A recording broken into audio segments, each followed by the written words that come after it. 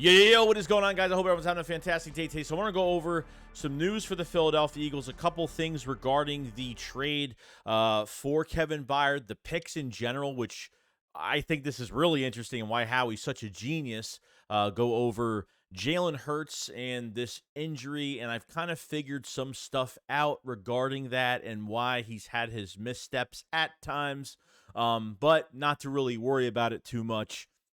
And to go over the NFC in general, as of a standpoint, as of right now, going into week 8, I just kind of want to go over the league in general and the rest of our schedule and where things really stand with teams, how teams are looking right now. So let's get straight into it all. We better do it. Because I've seen enough horror movies to know any weirdo wearing a mask is never friendly.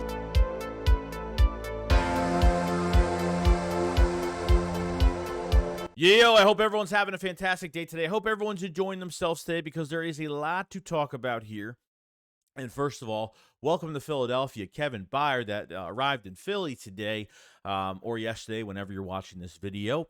Yeah, meeting all the coaches, and I just can't believe that this is happening. Okay, now I want to go over like literally because from all the Titans fans we've heard from so far, and these type of trades, when you take a vocal leader from a team, it's a big deal. This would have to remind me of when Brian Dawkins left Philadelphia to go to Denver in a lot of ways. And I think this was like their leader on defense and really don't have that voice anymore, and plays with intensity, doesn't let the big play go over his head, and really smart, high IQ football guy. You know, just everything you want in a football player. And Howie Roseman got it done. I don't know how easy it was to get this trade done, but it seemed like it was. You know, so just hearing from the Titans fans, and they are upset. I mean, they are beyond upset. And trust me, we know what they're going through. We went through the Chip Kelly era when we had to get rid, trading LaShawn McCoy and getting rid of Nick Foles, and we get it. You know what I mean? We totally get it. Letting Macklin walk into Deshaun Jackson going to Washington. We know. We get that whole picture. Okay, but the Eagles got a two-time pro. I mean, just I'm shocked over this still, and the amount of leadership that he will bring to this team. Not that the Eagles defensively needs more leadership, but you got another voice and a playmaker, really solidifying the back end of your safety group, and obviously waiting for Reed Blankenship to get healthy. Sidney Brown got into his first game after 3-4 weeks, and the spot is looking really good. It's showing me that Howie Roseman is going for a chip. And, is aggressive. Did not waste any time after the Miami game. Literally just boom. Well, I think part of it was because you're going through a gauntlet of games right now. You know, you have 2 division games, and you have your bye, and then obviously you have KC, and you got a tough little road ahead right now. But getting that trade done the next day after Miami would show that he wanted to bring somebody in, trade for somebody, and them to start within the next week. Sean Desai had some things to say about Kevin Byard, said that to ease him into this defense and using Kevin Byard to his strengths. You're getting a Brian Dawkins intensity type player with a Malcolm Jenkins 2.0 play. I mean, that's what you're really getting out of him. That could play both safety spots and could play nickel as well. Has played all 3 positions over his career. So really good thing. Very happy he's in Philadelphia. Can't wait to see him play. Now, we're talking about, obviously, Howie Roseman because he's just been so damn – God, I mean, he doesn't waste any time. He doesn't waste any time. Sacrifice some of your picks, go get players, and if you need help on the back end, he got help. We knew a trade was coming. We just didn't know it was going to happen that fast and who it was going to be. There was rumors, a lot of rumors of getting a top-tier safety. Just didn't know, like I said, who. But this is really interesting to go over the picks. Okay, the Eagles gave up a 5th and a 6th round pick in 2024. Now, shout out to Victor Williams that does a good job on Twitter with a lot of information, and Kendall Beck as well. So the Kevin Byard trade, the picks Philly gave up in the deal weren't even the Eagles picks. Okay, so the 24 5th rounder, the Eagles received that from the Bucs when Tampa traded up for Trey Palmer. And then the 24 6th round pick the Eagles received from the Titans in a pick swap deal to get Ugo Amadi, remember that, the Ugo Amadi guy that we ended up trading that we had. You remember, if you guys remember, we traded for, I forgot what else that we traded for Ugo Amadi, but I think that was part of it. So those 2 picks, the Eagles didn't even own those 2 picks, which is absolutely amazing. So it says Howie Roseman traded J.J. Arcega-Whiteside and a 7th-round pick for Ugo Amadi and a 6th. That was part of that deal. Now it says he then traded 2 7s for a 6 from Houston, turned that same 6 into a 5th from Tampa. Always moving picks year by year, which is absolutely insane. In conclusion, Eagles essentially gave up 3 7ths. This is crazy. Gave up 3 7th-round picks, Jay Jaw and Terrell Edmunds, for Kevin Byard. That's just, at the end of like these trades, and the way that Howie was moving trade to trade, like taking that 1 pick and then moving it to another trade and then taking that pick and moving it to another trade, literally 2 7ths, 3 7ths, J.J. Arcega-Whiteside, and Terrell Edmunds for Kevin Byard is absolutely insane.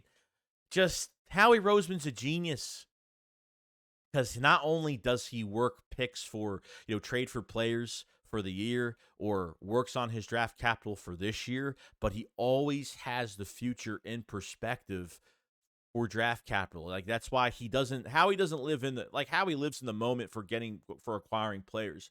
But not only does he live in the moment, but he lives into the future as well when it comes to other drafts that are going to, the Eagles are going to need draft picks down the road. And, because if the Eagles don't have 2 first-round picks for the first year going into next year, you got 2 seconds, with which the Eagles own the second round pick from the Saints, and the Saints aren't doing too well at 2-3 or 2, whatever it is right now, what their record is right now. So it's going to be really interesting, but I mean, that's a steal. I mean, that's a total steal from the Eagles, and man, Howie Roseman's a genius. The second thing I want to talk about is Jalen Hurts. Okay. Now, I understand there's been some missteps with Jalen Hurts when it comes to like his picks. He's got 10 picks for the year, whatever. Okay, really not far off from Lamar Jackson. Lamar Jackson is considered an MVP this year, and he has like an extra He has an extra couple picks in front of Lamar. I think he's got more yards. I'm not sure, but the Eagles aren't going to get. Jalen Hurts isn't going to get respect for MVP just because of maybe the picks, but the rushing touchdowns aren't going to get any respect at all. As much as passing touchdowns get you 6 points, and rushing touchdowns get you 6 points, the league just doesn't respect rushing touchdowns. And when it comes to passing touchdowns and overall touchdowns, which are 2 different things, but they don't count them the same way. Hurts in this Miami game had to get that. Obviously, he had like a knee sleeve or whatever during the game. Okay, now there was an injury that occurred, which we thought it was from the Miami game, but Hurts said after the game that injury was not from the Miami game. And no, it wasn't from the Rams game, because I already looked at that. That was the wrong leg. So this injury that Jalen Hurts has came from earlier in the season, when Jalen Hurts was getting hit so many times early in the season, when BrianJohnson was running QB draw after QB draw after QB draw. That's what happened. I don't know what game it was, but he definitely had an injury, knee-wise, ankle-wise, whatever it is, okay, which was obviously the knee, earlier in the season, and it literally has dragged on. So now I sat here starting to think like, okay, well, the Eagles are literally they're giving Jalen Hurts so much time to stay in the pocket. Are they forcing Jalen Hurts to stay in the pocket? Because remember, guys, like the last couple weeks, I'd say, like Jalen Hurts hasn't really bailed too early in the pocket. Usually, if Jalen Hurts senses a little bit of pressure, and he will just bail out left side, right side, whatever. He's not really bailing out as fast as I thought he was going to bail out. And it seems like he's in the pocket a lot more. And the problem I have is that the Eagles are forcing him to stay in the pocket and not take unnecessary hits. I think that's what's going on right now. And it's taking Hurts out of whack. Jalen Hurts is not unleashed right now 100%, because there's certain times when he's running with the football in his hands, and I think the coaches are literally putting it into his head to not take these hits. And as you can see, Hurts is not running through players anymore like he used to, besides doing the tush push or something like that, the brotherly shove, where he really doesn't have to do much of anything and really doesn't get hit on that play. he's sliding a lot more in these games and not running through players to get more yards. And I think there's maybe a little bit of an injury, not a concern or anything like that. And I think that's what the Eagles have been doing with him. I think it's throwing Jalen Hurts off. I think that's why he's been throwing picks, because sometimes he just doesn't want to stay in the pocket for that long. And like his instincts tell him to run, and the Eagles are telling him to stay at times. And I think that's what's I think there's something going on with that. It might not make any sense. Maybe I'm 100% wrong, but I think that's what I could really take from it. Now, the interceptions in general, okay? Here's the difference, and which I'm going to go into my next whole thing about the NFC in general, okay? Which we saw Brock Purdy, the 49ers, fall to the Vikings, fell to the Browns, fell to the Vikings. Brock Purdy hasn't really dealt with any adversity, really. He didn't have Trent Williams, didn't have Debo in the game, hairline fracture.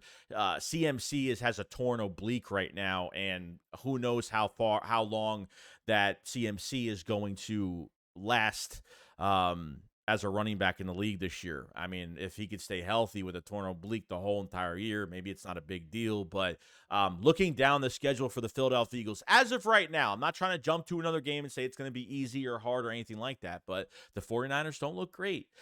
Brock Purdy deals with an injury, and he falls apart. I mean, this is really the first time, the second game where he's had injuries to the offense and has really. And here's why I call Jalen Hurts a franchise quarterback, for that matter. Okay, here's why I call Jalen Hurts the franchise quarterback, because Jalen Hurts could throw 2 picks in the game, but he will come back and score. Like, that's what I'm saying. Like, if he throws 2 picks, I know we're going to be pissed off over it, but at the same time, between the knee injury or what's going on and what I said earlier about what I think the Eagles are forcing him to do right now is taking Jalen Hurts out of rhythm. And I think that's why he's been uncomfortable at certain situations, which resulted in picks and panic throws at times. But the difference between Hurts and the rest of these quarterbacks in the NFC is that Jalen Hurts can throw 2 picks in a game, and he can still win a game. He can still win a game and put the team on his back. Like Dak Prescott, like Brock Purdy, that they throw their first pick and then they fall apart. That's the difference with Jalen Hurts and the rest of these quarterbacks in the NFC. He just doesn't fall apart. He doesn't fold like a lawn chair. He just doesn't. He has proved it to me. He proved it to me last year, and he's proved it to me this year. This is an amazing offense right now. I mean, you're 6-1 right now, and you came into the league with 2 brand new coordinators and are 6-1, coming off a Super Bowl loss, and a lot of teams cannot do that. So I have to give Hurts a lot of respect, and give the coaching staff a lot more respect as the weeks have gone on, because that win last week was very big for the Eagles. And I think looking down the line, the 49ers don't look great, don't look fantastic at all. The Bills don't look great at all either. That's the next time we wear the Kelly Greens for that game. You know what I mean? You have 2 division games coming up between Washington and the Cowboys. We'll see how those 2 games go, because you have to, at the end of the day, it's division games, and they're always close sometimes. And it's always, the players are more, there's more intensity in those games with players than playing a foe outside the division. It's always like that sometimes. And I think the Eagles can win a lot more games. I think the Eagles could lose like 1 more game this year, literally. You know, maybe another one, we'll see. Just depends. But I think that's the difference between Jalen Hurts and the rest of these quarterbacks in the NFC, because Hurts could make mistakes, but at the same time, he could still have that mentality to put the team on his back, and, you know, it won't phase him. It won't bother him. I think that's huge, man. That's huge. I'm watching Brock Purdy last night, and I was just like, holy shit, dude. Like, just fell apart. I mean, just fell apart. And Kirk Cousins, his best primetime game probably of his career, without Justin Jefferson. I know they got Addison. Addison's great. And TJ Hawkinson. I mean, Jesus. It's crazy, man. Got to be grateful Hurts is here. And I think that's part of it. I think it's part of the knee, the injury he had earlier, and the Eagles are forcing him to not be as mobile as he was last year. But this has got to stop sooner or later, because we need Jalen Hurts to unleash himself. Like, you paid him. You know, you paid Jalen Hurts, and you have to let him be him. Don't try to change him or handicap him. We tried doing that to Carson Wentz in 2020, and that didn't work. Okay, so that's all I got to say.